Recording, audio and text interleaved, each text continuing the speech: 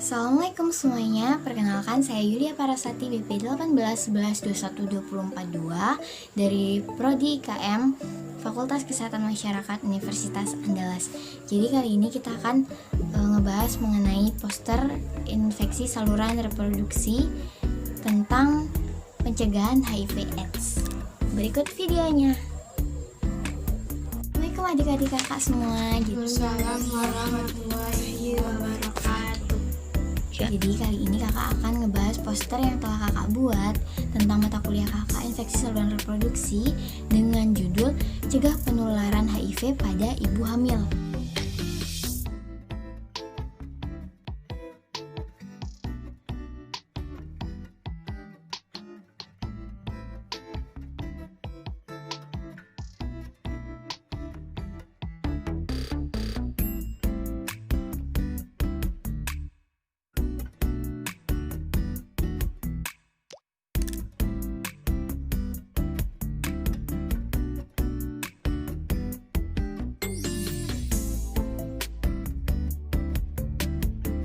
Nah, kan udah kakak bagi-bagiin nih posternya ke kalian. Jadi, di sini telah dijelaskan bahwa di Indonesia, resiko penularan HIV dari ibu ke anak diperkirakan 21% hingga 43%. Nah, kan bahaya kan, dari berjuta-juta penduduk di Indonesia, 21-43%-nya anak yang baru lahir itu bisa terinfeksi HIV dari ibunya.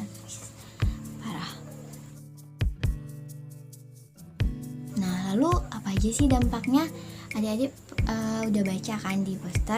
Jadi kakak jelasin dampak untuk anak yang kakak buat itu. Yang pertama, gangguan tumbuh kembang. Kenapa ada gangguan tumbuh kembang?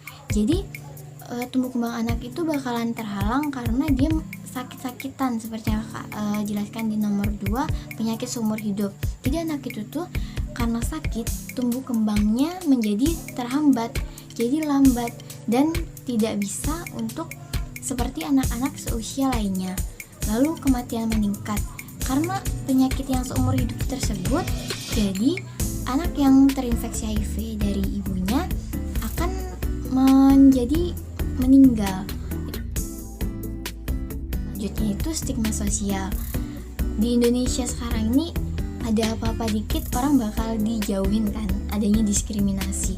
Nah seperti itu, orang yang terkena HIV, anak yang terkena HIV dari ibunya, mereka akan mengalami stigma sosial seperti didiskriminasi dari teman-teman sebayanya atau dari tetangga-tetangganya. Mereka akan dijauhi. Lalu dampak pada ibunya yaitu sama stigma sosial, dia dijauhi oleh rekan-rekannya, dari teman-temannya atau dari lingkungan-lingkungannya. Lalu yang kedua ada kematian yang kakak jelaskan. Nah, kematian ini adalah resiko yang sangat berbahaya bagi penderita HIV tersebut. Lalu ada penyebab HIV yang tertular ke bayi melalui ASI.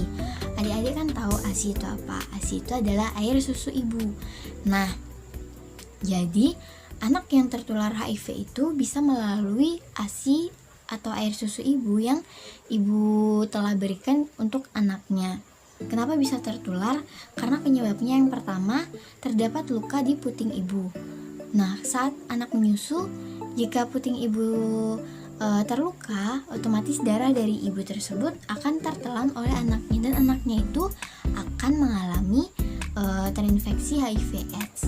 Lalu yang kedua itu mulut bayi terluka. Nah, kalau mulut bayi terluka, otomatis darah dari bayi tersebut itu akan yang keluar itu akan menyerap cairan dari ibu tersebut yang akan masuk ke darah bayi tersebut. Nah, bisa terinfeksi HIV. Lalu imun bayi lemah. Kalau imun bayi lemah kayak adik kalau lagi lemah imunnya pasti bakal gampang terkena penyakit kan. Sama apalagi bayi kalau terkena HIV, apalagi imunnya lemah, dia akan mudah terserang untuk terinfeksi HIV/AIDS. Lalu ada prematuritas, di mana anak yang mengalami prematuritas itu otomatis dia mengalami sakit sebelum dia dilahirkan kan. Misalnya dia menelan getah bening dari ibunya, otomatis dia menelan cairan dari ibunya yang terinfeksi HIV. Jadi anak tersebut akan mengalami atau terinfeksi HIV tersebut. Lalu penularannya. Jadi penularan HIV itu yang udah kakak jelaskan, Yang pertama itu saat hamil.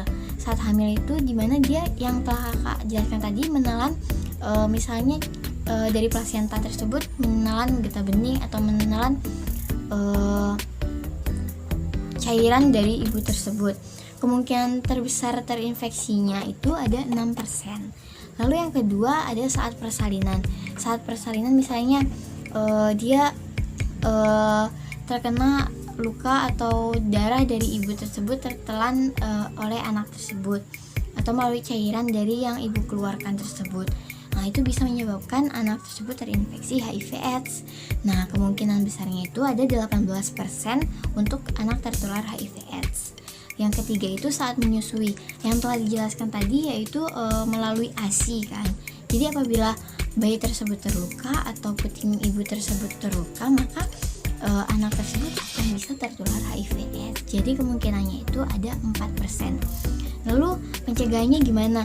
Nah, kalau melalui ASI tersebut, pencegahannya yang kakak buat di sini menggunakan susu formula.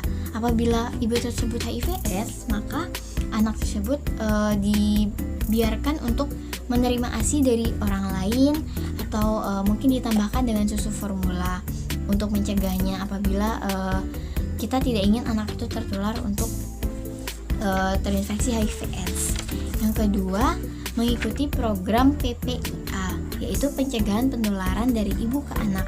Di situ kita bakal diajarin gimana sih cara-cara agar anak tidak terinfeksi HIV/AIDS. Nah, jadi lalu ada peran dari pemerintah itu di nomor PMK pemerintah menjelaskan bahwa di nomor 51 tahun 2013 tentang pedoman pencegahan penularan HIV dari ibu ke anak. Nah, seperti itulah kira-kira cara pencegahan agar anak atau bayi yang dilahirkan oleh ibu tidak tertular HIV oleh ibunya. Jadi karena adik-adik udah dengerin kakak untuk menjelaskan poster yang telah kakak buat, maaf apabila kakak banyak salah dan kakak menjelasinya kurang jelas atau bahasa kakak juga kurang dimengerti. Jadi kakak akhirin. Assalamualaikum warahmatullahi wabarakatuh. Terima kasih Kak. Nah, gimana menurut adik-adik informasi yang telah kakak buat? Apakah adik-adik mengerti? Mengerti Kak. Semoga adik-adik mengerti ya. Walaupun ini bukan materi yang adik-adik pelajarin di sekolah, tapi seenggaknya ini bisa adik-adik tanam di pikiran agar kelak adik-adik juga tahu gimana caranya untuk apabila ada teman atau ada orang lain yang mengidap HIV dan dia ingin melahirkan seorang anak. Gimana?